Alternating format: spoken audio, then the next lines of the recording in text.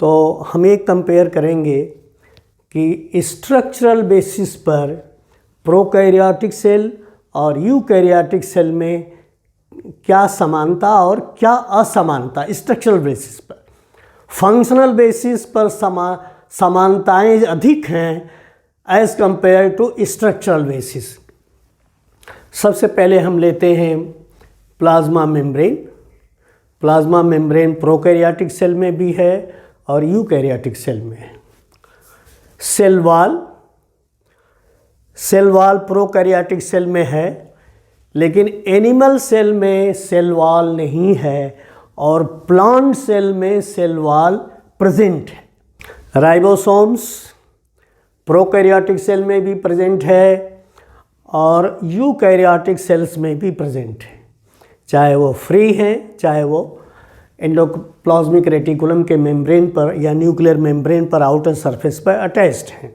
Mitochondria prokaryotic cell में है, animal cell में प्रेजेंट है, प्लांट सेल में प्रेजेंट है, लेकिन प्रोकैरियोटिक सेल में माइटोकॉन्ड्रिया नहीं है। इसका फंक्शन दूसरी तरह की मेम्ब्रेन तो कर रही हैं, लेकिन माइटोकॉन्ड्रिया जो कि डबल मेम्ब्रेन स्ट्रक्चर है वो नहीं प्रेजेंट है।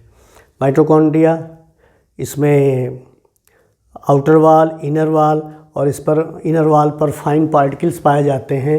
ये माइटोकॉन्ड्रियल मैट्रिक्स है, ये जो इसमें है ये स्पेस है, इसमें माइटोकॉन्ड्रियल मैट्रिक्स है। माइटोकॉन्ड्रिया में यूकैरियोटिक सेल के माइटोकॉन्ड्रिया में थोड़ा सा डीएनए भी पाया जाता है और कुछ इसमें राइबोसोम्स भी पाए जाएंगे। एक दूसरा स्ट्रक्चर जो प्लांट सेल में मिलता है क्लोरोप्लास्ट, वो प्रोकैरियोटिक सेल में नहीं पाया जाएगा, एनिमल सेल में नहीं पाया जाएगा। प्लांट सेल में क्लोरोप्लास्ट होता है जिसके इनर मेम्ब्रेन पर, वो भी डबल मेम्ब्रेनस स्ट्रक्चर है, जिसके इनर मेम्ब्रेन पर क्लोरोफिल पाया जाएगा और उसके भी जैसे इसमें मैट्रिक्स है उस तरह से क्लोरोप्लास्ट में स्ट्रोमा पाया जाता है और इनर मेम्ब्रेन जिसको थाइलोकॉइड बोलेंगे वो उसमें भी फोल्डिंग बनती है, उसके भी इनर सरफेस पर पार्टिकल्स पाए जाते हैं और वहाँ पर ऑक्सीडेटिव फास्फोराइलेशन होगा, मतलब केमिकल एनर्जी बनने का काम वहाँ भी होता है, एटीपी फार्मेशन का काम वहाँ भी होता है। क्लोरोप्लास्ट में भी थोड़ा सा डीएनए, स्मॉल डीएनए और राइबोसोम्स माइटोकॉन्ड्रिया के तरह से दोनों में पाया जाएगा।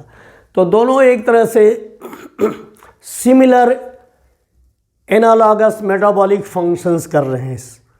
Similar analogous metabolic function, analogous function का मतलब दोनों की एनालॉगी के मतलब होता है कि जिनकी ओरिजिन डिसिमिलर हो लेकिन फंक्शन एक तरह से कर रहे हो।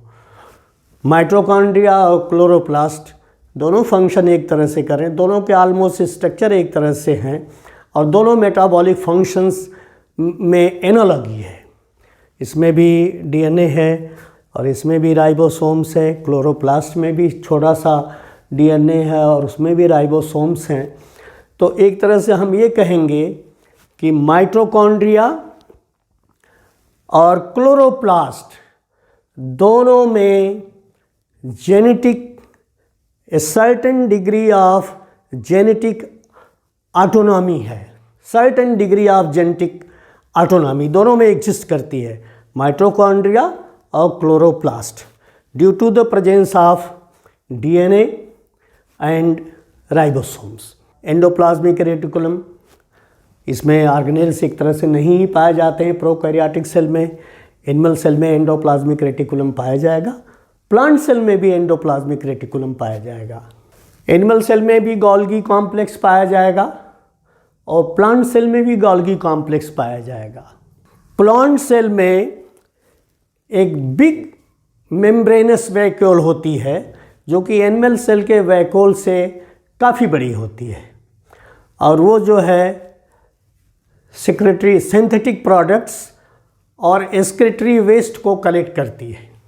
जो मेम्ब्रेनस वैक्यूल होगी that is of big size, that is big than microbodies of animal cell.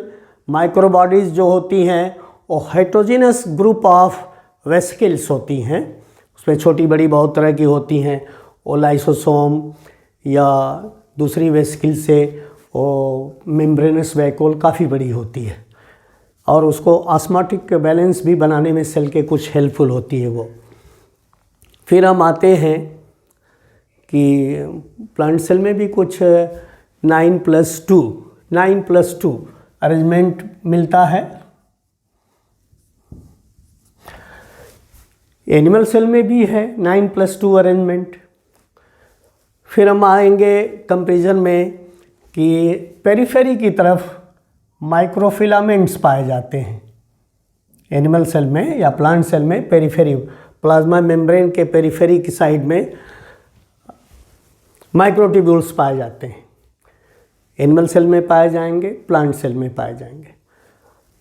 Microtubule के बाद नंबर आ गया माइक्रोफिलामेंट का। माइक्रोफिलामेंट एनिमल सेल में भी पाए जाएंगे, प्लांट सेल में भी पाए जाएंगे।